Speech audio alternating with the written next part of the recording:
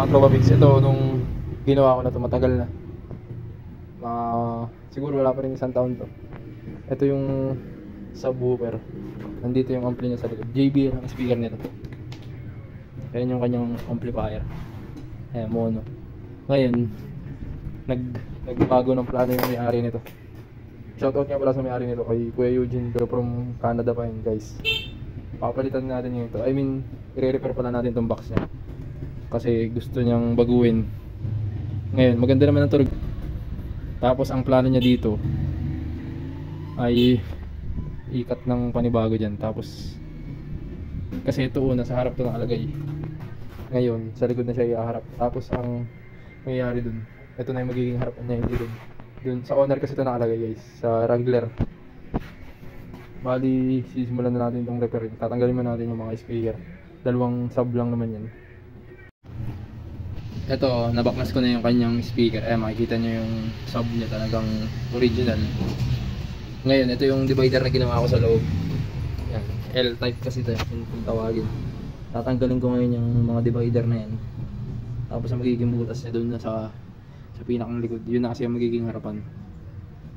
Tatanggalin natin itong mga to.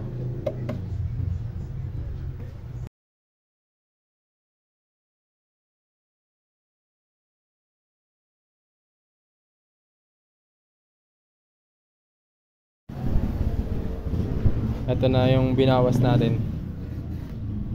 Bali ang lapad nito ay 11 inches and a half. Tapos ang binawas natin ay 5 and a half. Yung lapad kasi ng foam na ilalagay dito ay 4 inches. Tapos dito ang lapad naman niya ay 7 inches, yung pinakang uupuan.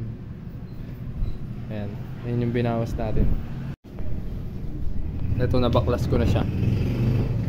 Bali, yan yung design niya sa loob, yung divider niya. Tatanggalin pa natin yung mga divider na yun. Ito, nabaklas ko na yung mga divider niya. Tapos, ito na yung gagawin natin ng panibagong divider. Tapos ilalagay na rin dito yung ampli niya. Dito na rin mismo ilalagay yung amplifier niya. Ayan guys, nagawa na ako ng kwadrado na pinakalagay ng ampli niya. Ayan, sakto yung ampli. Tapos tatakpan natin yung ibabaw na yan. Ito naman yung gagawin natin takip. Ayan. Ayan, may sulat na yan, may layout na yan. Ngayon, bubutasan natin yan. Tapos ikakat natin yung mga labis. Tapos kakawit natin doon sa box.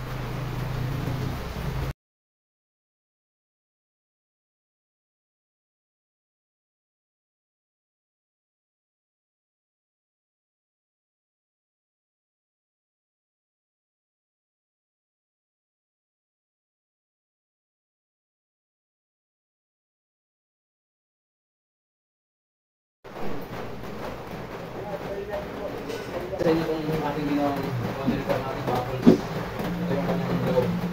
Bali, ito na yung pinag-upgrade para sa ibabaw. Tapos yung kagaya ng kampi niya. Tapos talaga natin ang PVC, pinaka-plus. Tapos ito yung pinaka-type na. Makakulang natin dito. Ito yung pinaka-type sa amplifier. Para pagka may problema yung ampli, kaya magagawa natin. Kasi ito na pagkalaan yan. Ito guys,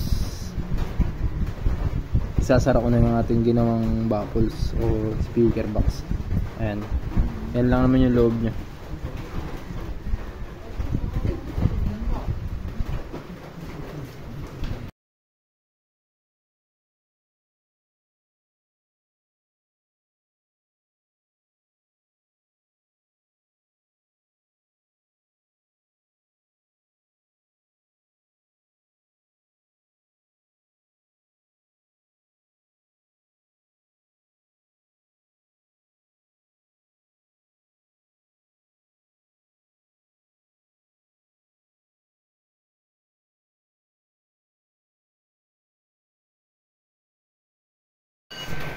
Ito na, tapos na natin yung repairing yung baffles.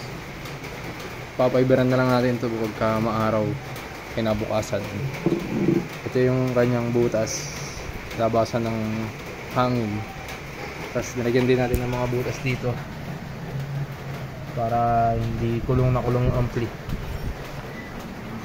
Tapos ito yung kanyang loob, tinakpan na natin yung dating butas sa harap. Ito. Ayan.